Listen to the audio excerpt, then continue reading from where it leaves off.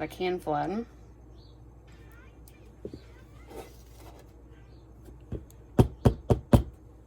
So that it's a nice kind of flat snout on there. I can continue to smooth these areas down in here, because remember that craftsmanship, but I can also do that later. It's actually easier to clean that up and smooth those down when it's not so wet. It doesn't drag across. So if I already have my snout ready to go, I'm going to lightly push down here at the bottom and create that circle, but not as heavy as I did at the top. There we go.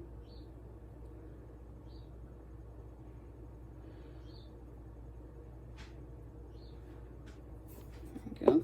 See? Got a nice little piggy nose now. So how to attach that? If I'm going to put it on here, if I just put it on like this and I just kind of stick it on there, it's not going to stay. So what we have to do is we have to create a sort of Velcro-like environment for the clay. And to do that, we make slip and scoring. And those are the two different ways that that's the best and only way to do this part. Okay, so there's a lot of different ways to score, with a lot of different tools you can use, forks, knives, whatever. You just need to make sure they're good and deep in. So I'm going to score up, I have this little scoring tool. So I'm going to score up that area, and scoring is scratching. That's all this is, scratching that area up. Like I said, it creates Velcro. It's starting to kind of cover up that little hole, so I'm going to keep that hole there. I have to do it to both sides because both Velcro needs both sides to attach.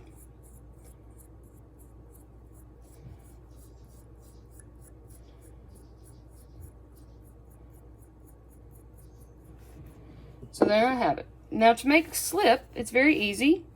You just need a little bit of clay and a little bit of water.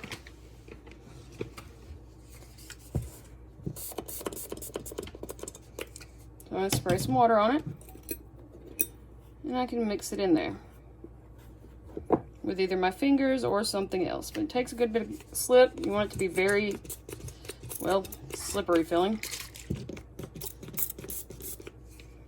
So keep kind of mixing it in, and you'll feel it start to become tacky, and that's what you want. See, it's kind of tacky like that.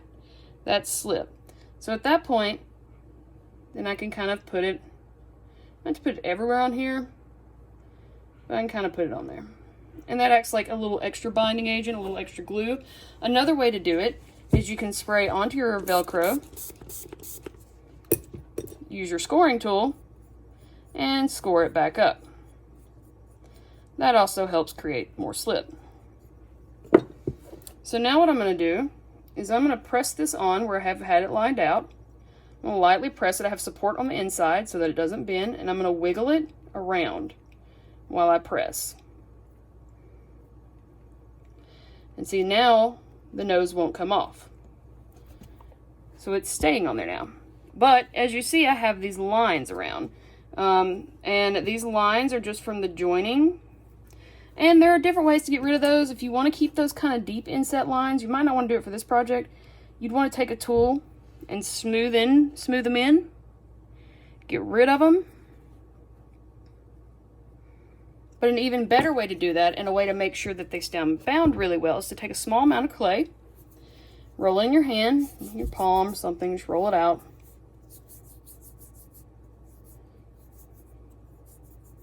Little thin bit. And you just wrap it around. You might have to do 2 or 3 coils, that's okay. You press it down in. And then you can use whatever tool you have, a sponge, anything like that. Anything to help kind of blend it, press it in. Even just your hand will work. Again, I like using these modeling tools, so that's what I'm going to use.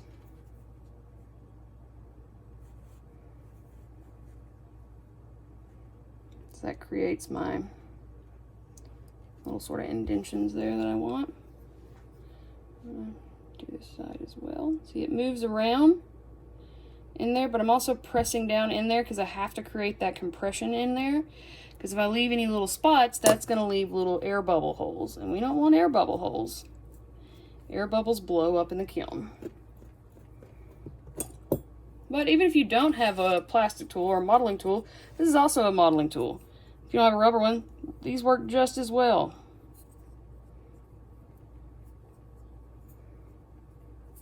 And see, my bottom still needs a little bit more, so I'm going to roll out another little coil.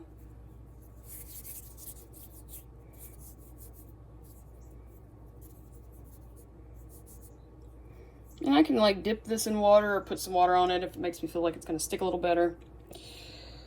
Pick this up and I just kind of wrap it around. I don't have to use all of it. I can pull it off where it starts to stick. And then I can use this modeling tool to help push it in and bring it around. And I can always add some clay later if I feel like I need more in certain areas, but this right here, make sure it has nice, good craftsmanship, because you're smoothing it down and you don't see any seam lines.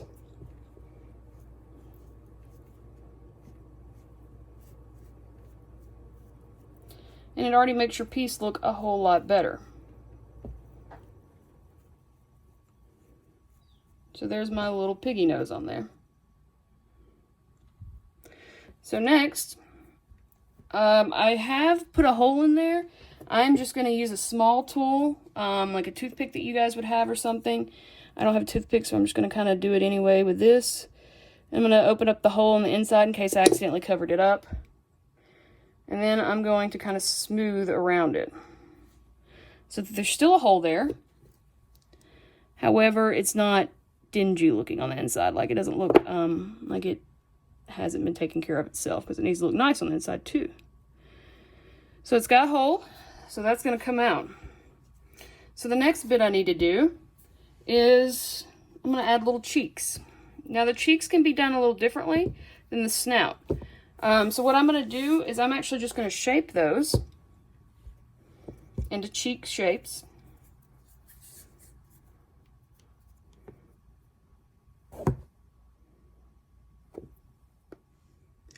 I'm going to add these into cheek-like shapes now.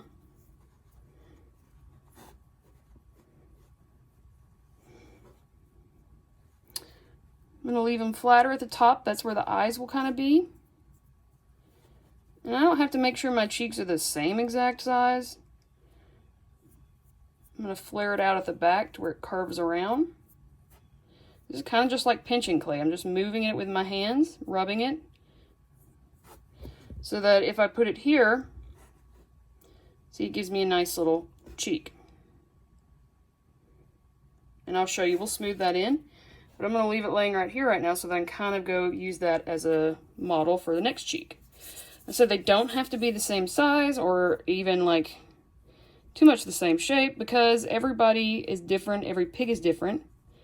You're going to have different shapes. I had more clay on it than the other one, so now I can kind of round it out at the tip. I'm kind of spreading it back again so that I have these two cheekish shapes. But they won't just stick on, so I got to slip and score again. So I'm going to score those areas. Make sure it's a good scratch. You can use whatever you want to scratch into them, but you just got to make sure they're deep enough and to make sure they're going to work. And remember, it has to be done on both sides. Now this time, instead of making slip, I'm just going to put water on it. And I'm going to scratch it up. It works the same way.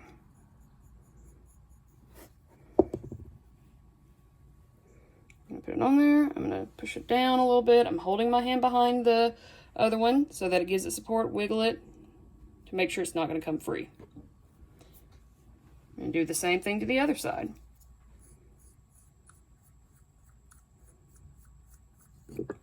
Scoring. There we go. Wet it a little bit. And score it up again. Again, that just creates a little bit of slip. Just enough for me to be able to put it on there and wiggle it around. I did one of them closer to the snout, and that's fine. I can just push this one down, you see? Move it, it gets closer in too. And then, see, I have cheeks. But they're kind of big and protruded, and they don't mold with everything else. So what I can do is I can take one of my wooden tools, and I can model it around into the shape I want. So I'm gonna just kind of keep pushing it down, moving the clay around.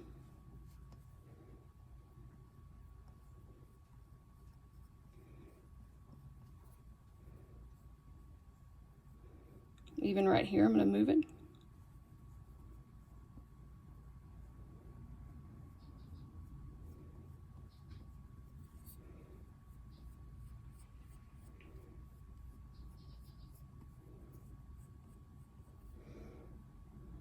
Do the same here.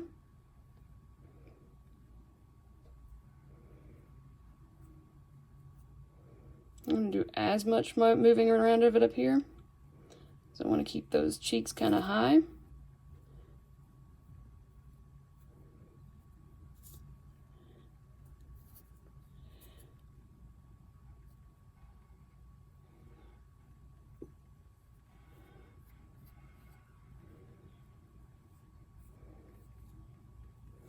And I'm just making sure it's smoothed on. I can change and alter this as much as I want once I get it on there. I can pull some clay off if I need to. I can keep moving it around to where I think it will go best.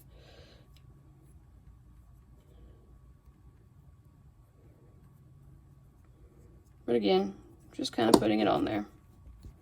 And I'm going to smooth it a little bit with the sponge. It's not going to be perfectly smooth yet because it's not yet leather hard, so it's not a good time to do that just yet. But there's cheek 1, and I'm going to put cheek 2 on here. Same thing, just kind of pressing it around with the wooden tool. My fingers are in the back holding it. I'm not really resting it on the table. I'm just holding it in my hand.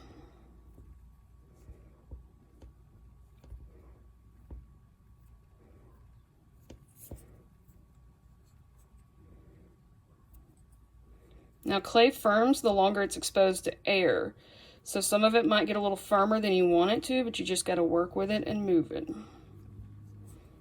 If it starts to get a little too firm, spray some water on it.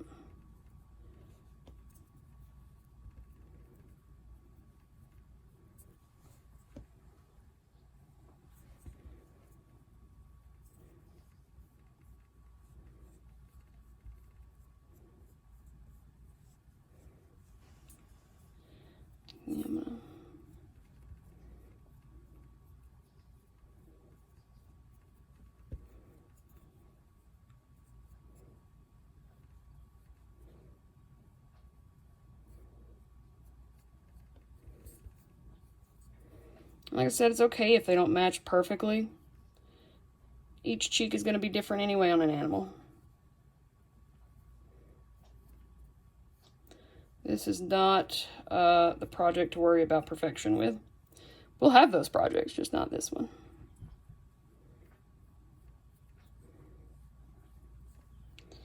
You see that cheek's a little lower. If I want to lower it,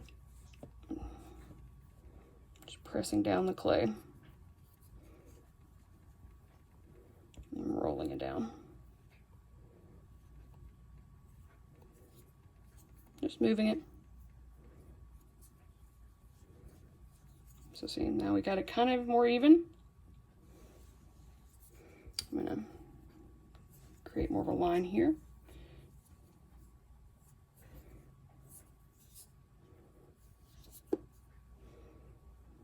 Good pink cheeks there. I'm going to bring some up here, because I did that on the other side, just to kind of close it all around. Said if a wooden tool is not working for you, use your hand. People have been doing ceramics for hundreds of generations, thousands of generations. They use their hands.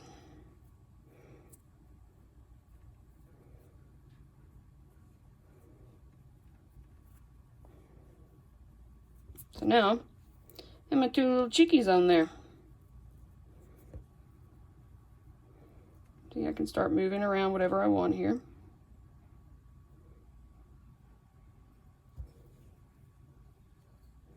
My bowl is still kind of flimsy, so